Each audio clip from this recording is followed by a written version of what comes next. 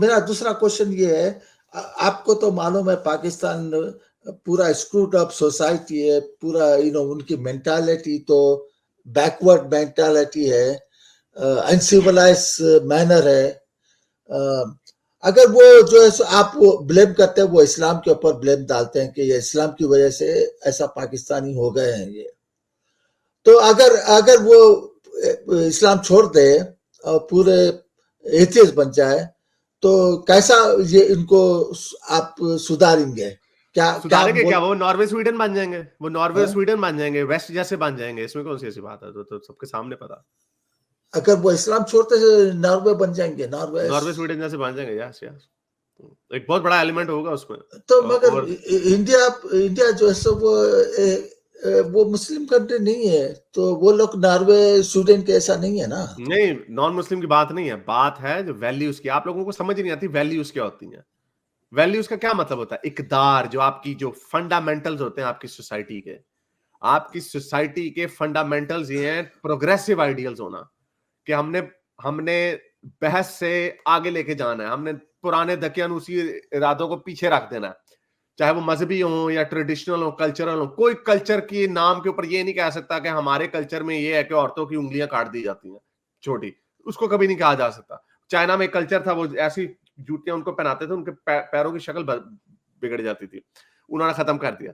तो कल्चर, कोई भी चीज जिसकी अक्ल से दलील नहीं बनती, उसको हमने पीछे रखना, हमने आगे की तरफ देखना। प्रोग्रेसिव आइडियाज जो होते हैं, सेकुलर वैल्यूज जो होती हैं, तो वो जिस मुआशरे में भी आती हैं, वो एथिज्म की तरफ जाते हैं और खुशहाली की तरफ जाते हैं। ये हर चीज साथ साथ चलती है।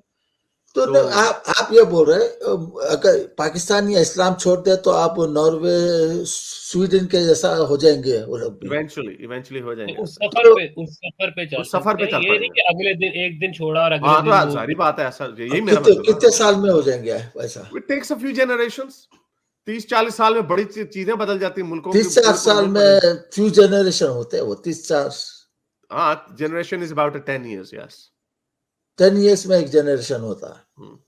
उसको उसको डिवाइड किया जाता है। उसका मतलब जनरेशन का ये नहीं होता कि हर 10 साल बाद वो बंदा बच्चे पैदा करता। जनरेशन का मतलब ये होता है कि उन 10 सालों में जो अगले 10 साल के जो बच्चे होते हैं, उनकी सोच पिछले अच्छा अच्छा 10 सालों से बड़ी डिफरेंट होती है। अच्छा। डेकेड जो होते हैं। ये जो नॉन मुस्लिम कंट्रीज है, जो गरीब है, वो लोग क्यों क्यों जो ऐसा यार बैकवर्ड है? आप क्योंकि उनके अपने वैल्यूज है ना, उनके अपने दकियानूसी ख्यालात हैं। अब नॉर्वे तो नॉर्वे स्वीडन वो तो एक अंकल सुन ले मेरी बात, आपको समझ नहीं आ रही। मैं आपको कह रहा हूं, जिन मुल्कों में प्रोग्रेसिव सेक्युलर वैल्यूज नहीं होती, वो पीछे रह जाते हैं। आप मुझे कह रहे हैं जो नॉन मुस्लिम, क्योंकि आप लोगों का कीड़ा ही इस्लाम के अंदर फंसा हुआ है। मैं आपको कह रहा हूं इस्लाम के अलावा और भी गंदे आइडियाज हैं। अफ्रीका के अपने बैगेजेस हैं, उनके अपने प्रॉब्लम्स हैं। वो क्या अफ्रीका में सेक्युलर वैल्यूज हैं? क्या अफ्रीका में प्रोग्रेसिव वैल्यूज हैं? नहीं है। वहां पे भी जादू टूनों पे यकीन रखने वाले बैकवर्ड आपकी तरह के, आपके सिक्के का ही दूसरा रुख वहां पर भी है, इसलिए वो भी पीछे हैं। जिन मुल्कों में, ब्राजील में, मेक्सिको में, जिन मुल्कों में सेकुलर वैल्यूज को बड़ी तेजी से आगे लेके जाया जा रहा है, क्योंकि वो भी क्रिश्चियन, बड़े फंडामेंटलिस्ट क्रिश्चियंस हैं साउथ अमेरिका में, जिसकी वजह से वो भी यूरोपियन की ही शाख थी आगे। स्पेनिश की, पोर्चुगीज की, वो आगे क्यों नहीं गए? क्योंकि उन्होंने क्रिश्चियनिटी को जोर से थामे रखा। और जैसे जैसे वो क्रिश्चियनिटी के आइडियल्स को पीछे फेंक रहे हैं, वो भी बाकी मगरिब के साथ ऊपर उठ रहे हैं। तो ये मगरिब से चिढ़ बड़ी है आप सारों को, लेकिन इस सारी प्रॉब्लम का सलूशन ही एक है, वेस्टर्न वैल्यूज। वो सेकुलर है, ह्यूमनिस्ट है, प्रोग्रेसिव है। नहीं, अगर सोसाइटी सेकुलर हो गई तो कैसा पाकिस्तानी को अपलिफ्ट करेंगे उन लोग को, जैसे जो इनकी मेंटालिटी है, बैकवर्ड मेंटालिटी है, वो इस्लाम चला जाएगा ना उनके। मेंटालिटी है। वो बैकवर्ड मेंटालिटी। अच्छा, आप हमेशा, क्योंकि आप इंडियन मुस्लिम है ना, इसलिए आप पाकिस्तानी मुसलमानों के ऊपर ज्यादा हाथ, क्योंकि आप लोगों के लिए आसान हो। पहले भी एक लड़का इंडियन आया था, आप लोग कह रहे हो पाकिस्तान का प्रॉब्लम हो इस्लाम। पाकिस्तान का प्रॉब्लम इस्लाम ही है। आप जो कह रहे हैं सेकुलर वैल्यूज आ जाएंगे तो कैसे? बड़ा आसान है। और औरतों की जो जो सब्जुकेशन होती है वो एकदम से खत्म हो जाएगी। नॉर्वे के बंदे को ये नहीं होता डर, मेरी बीवी जो है वो उसको कोई बंदा ताड़ेगा तो उसको मैं बुर्का पहनाऊं, बुर्का भी नहीं, घर में तुन के रखूं, काम करेगी तो प्रॉब्लम हो जाएगी। ओहो, नॉर्वे के बंदे में ये प्रॉब्लम नहीं है, वेस्ट के लोगों में ये प्रॉब्लम नहीं है। तो क्या होता है जी, अफराते ज़र बढ़ जाती है, क्वालिटी ऑफ लाइफ बढ़ जाती है, आपकी आउटपुट बढ़ जाती है। इसलिए नॉर्वे के लोग नॉर्वे जैसे लोग हैं। आपके मुल्कों में, मोमिनों के मुल्कों में यही प्रॉब्लम है। आप मुल्कों की बात करते हो, पाकिस्तान को बुरा कहते हो, आप अपने इंडिया में देख लो, सबसे ज्यादा गंदी हालात जो है कम्युनिटीज में, मुसलमानों के बेड़े गर्क हुए हैं। ना आप लोगों की फीमेल एजुकेशन का कोई कंपैरिजन है with the rest of the communities in India. आपकी जो एजुकेशन ओवरऑल है वो भी कम है, आपकी इन्वॉल्वमेंट जो है ब्यूरोक्रेसी में वो भी कम है। वो सारा आप हिंदू के ऊपर इसका ब्लेम नहीं दे सकते। वो क्यों? क्योंकि आपकी वैल्यूज, बाकी कंट्रीज के कल्चर्स की भी वैल्यूज जो बैकवर्ड है वो गंदी हैं, जो उनको पीछे रखती हैं, लेकिन इस्लामिक वैल्यूज जो वो सबसे गंदी हैं, सबसे पीछे रखने वाली। इसलिए आप जो सेकुलर कंट्रीज भी जो है ना, वहां पर भी आपके बेड़े गर्क हुए हुए हैं। इंडिया में भी अगर बेड़े गर्क, आप बड़े मजे से कहते हो पाकिस्तान के लोग बड़े जाहिल, तो आपके उधर इंडिया के मुसलमान कौन से रॉकेट इजाद कर रहे हैं? आपके भी वहां पे भी बेड़े गर्क हुए हैं आप लोगों के। गर्दनें उड़ा देते हो आप लोग वहां पे, सरतान से जुदा के नारे आप लोग लगाते हो, वहां पे आप लोगों का भी वही हाल है।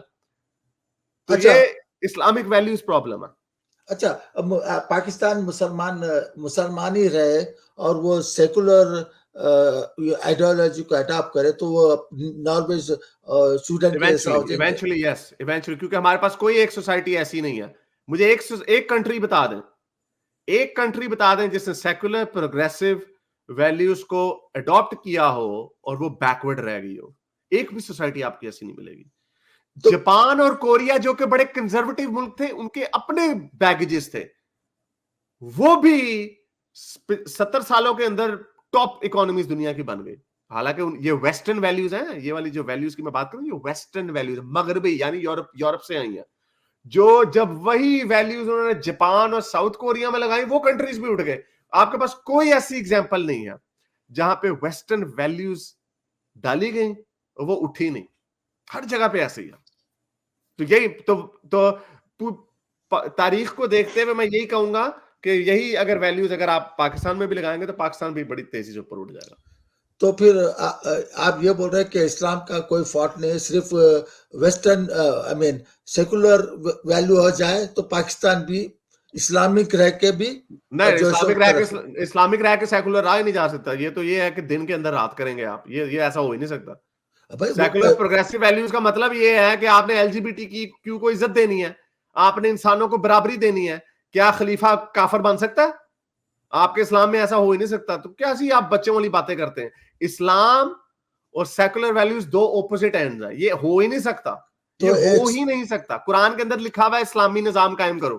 तो एक सेकुलर रिलीजियस पर्सन नहीं हो सकता, हुकूमती सतह पे नहीं हो सकता ना। तो क्या क्रिश्चियन सेकुलर हो सकता? बंदा हो सकता है जैसे ये हमजा यूसुफ है, I'll take him on his face value, बंदा हो सकता है, मुसलमान हो सकता है, अंदर से उसके इरादे ऐसे ही होंगे, औरतें अकल में कम है वगैरह वगैरह, लेकिन एज अ स्टेट का सिस्टम ऐसा है कि वो ये उसको घर पे छोड़ के आ सकता। और जब वो लेजिस्लेशन करता है, जब वो कानून साजी करता है, तो फिर वो अपने बायसेस बीच में नहीं डालता। ऐसा हो सकता, लेकिन वो बड़ा हिपोक्रिटिकल किस्म का स्टांस होगा, लेकिन हो सकता है ऐसा। हाँ, तो आप पाकिस्तान को एथियस्ट होने की जरूरत नहीं, सिर्फ सेकुलर हो गया तो बस है, करेक्ट?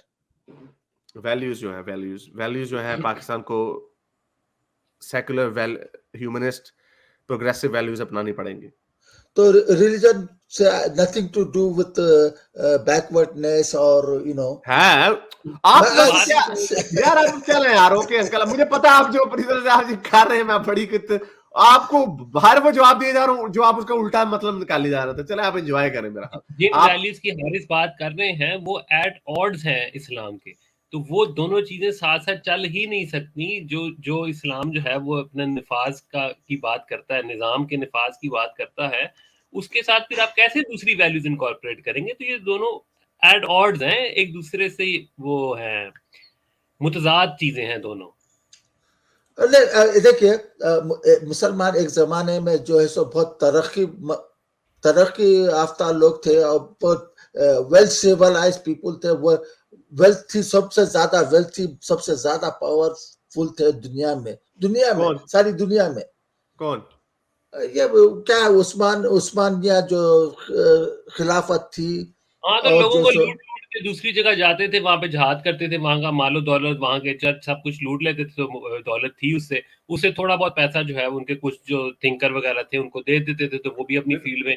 आज की दुनिया और उस दुनिया में बहुत फर्क है। अब वो जमाने चले गए कि गोली चढ़ी और पहाड़ पे चढ़ गए, तो अब ऐसा नहीं है। अब जो है यही तो हम आपको कहते हैं, यही तो हम आपको कहते हैं।